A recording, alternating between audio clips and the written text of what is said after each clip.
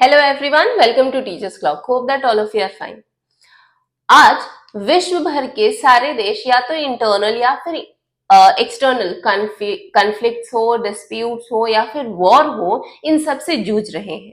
और रीसेंट जो इजराइल और पैलेस्टीन का जो युद्ध चल रहा है, उससे पूरा विश्व, पूरी इंटरनेशनल एरिना में उथल पुथल मची हुई है।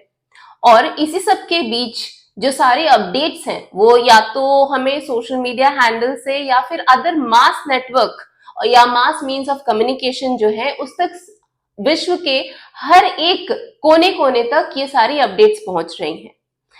इसी दौरान इंडिया, हमारे देश का एक स्टैंड सामने आता है कि हम इजराइल को ओपनली सपोर्ट करेंगे।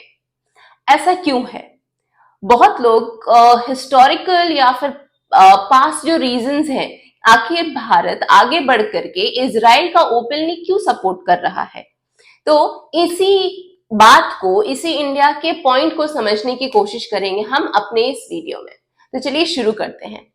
आज हम उन 3 से 4 रीजंस को जानेंगे जिसने भारत को इजराइल को ओपनली सपोर्ट करने पे मजबूर किया, या फिर ऐसा कह लें कि इंडिया अपनी मर्जी से इजराइल के सपोर्ट में आया। पहला रीजन है मिलिट्री रीजन।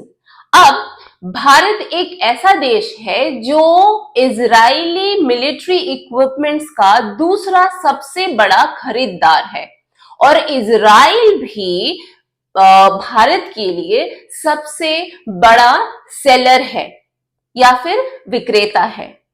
तो इस वजह से दोनों के जो रिलेशंस हैं वो काफी ज्यादा क्लोज हैं। अब ये तो मिलिट्रिकल एस्पेक्ट हो गया।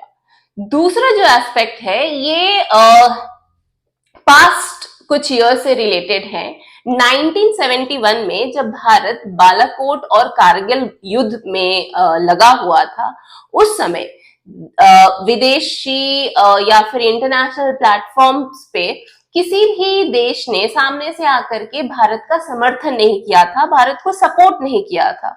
एक वही टाइम है जब इजराइल ने सामने से आकर भारत को आर्म्स एंड एम्युनिशन का सपोर्ट ओपनली प्रोवाइड किया। मायने रखता है ये पॉइंट, और बहुत क्रूशियल वॉर्स है भारत के लिए कारगिल और बालाकोट।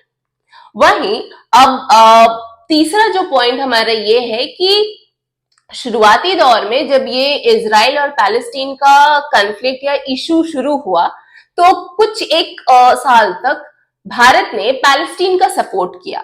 लेकिन जैसे जैसे समय बीतता गया और पैलेस्टीन टेरर की तरफ या फिर आतंकवाद की तरफ बढ़ता गया, वैसे धीरे धीरे भारत अपने कदमों को पीछे लेता गया, क्योंकि भारत का स्टैंड हमेशा ये रहा कि आतंकवाद को खत्म करना, इंटरनल लेवल पे भी, इंटरनेशनल लेवल पे भी, और एग्रीकल्चरल डेवलपमेंट्स करना, बेटर डिफेंस रिलेशंस बनाना और बेटर पॉलिटिकल रिलेशंस बनाना। इन्हीं सारे रीजंस की वजह से भारत इजराइल के और क्लोज होता गया, और बात जाके तब पक्की हो गई कि इजराइल और भारत की जो ये कॉम्बिनेशन है या एक दूसरे को सपोर्ट करना है, ये इस पे मोहर तब लग गई जब इजराइल 1948 में इंडिपेंडेंस पाता है या स्वतंत्र होता है। तो इजराइल के पार्लियामेंट में जो फर्स्ट रेजोल्यूशन पास हुआ था वो हमारे देश से रिलेटेड था, वो इंडिया से रिलेटेड था। वो फर्स्ट रेजोल्यूशन में ये कहा गया था कि हम इजरायली क्या करते हैं, भारत को धन्यवाद करते हैं। आखिर क्यों? क्योंकि हमने ज्यूस को परसिक्यूट नहीं किया, बल्कि दूसरे कई एक देशों ने ऐसा किया था। अब इतने सम्मान और इतने सपोर्ट के बाद, और अदर हैंड पे देख लें तो फाइट अगेंस्ट टेररिज्म के खिलाफ, आतंकवाद के खिलाफ हमेशा इंडिया ने अपना स्टैंड लिया है। तो विदाउट एनी रीजन या पॉलिटिकल बेसिस पे क्या रीजन हो सकते हैं वो तो पॉलिटिक्स ही जाने, लेकिन जो पॉइंट्स या फिर फैक्ट्स जो कह रहे हैं, जो स्टेटेड हैं, उन्हें तो झुटलाया नहीं जा सकता।